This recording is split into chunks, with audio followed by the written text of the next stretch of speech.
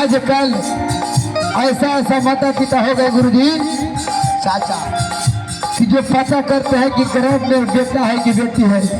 अगर अल्ट्रासाउंड में पता हो जाता है चाचा की बेटी है तो वो बेटी के गर्भ के भीतर ही जा रहा है। चाचा लेकर का सिगरेट मत दीजिए, बता दीजिए लेकर में सिगरेट। अगर बेटी है तो बाप का संपत्ति है, अगर बेटी है तो लोटा में पानी देती है।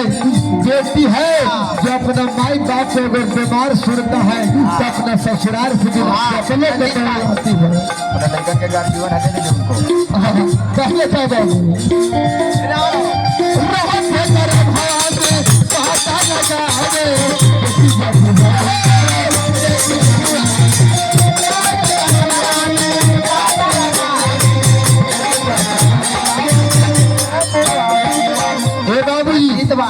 गर्भ में लोग पता करा था कि बेटा है कि बेटी।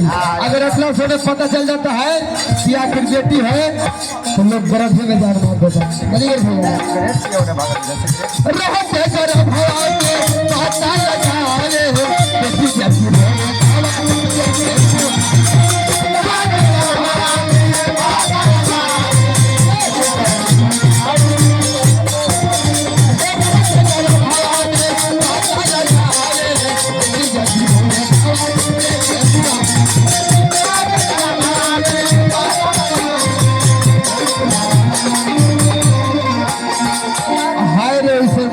कैसन माई बाबू के आजकल करेज हो गई लोग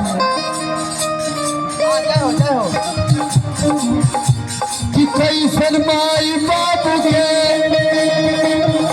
अरे करेज हो गई।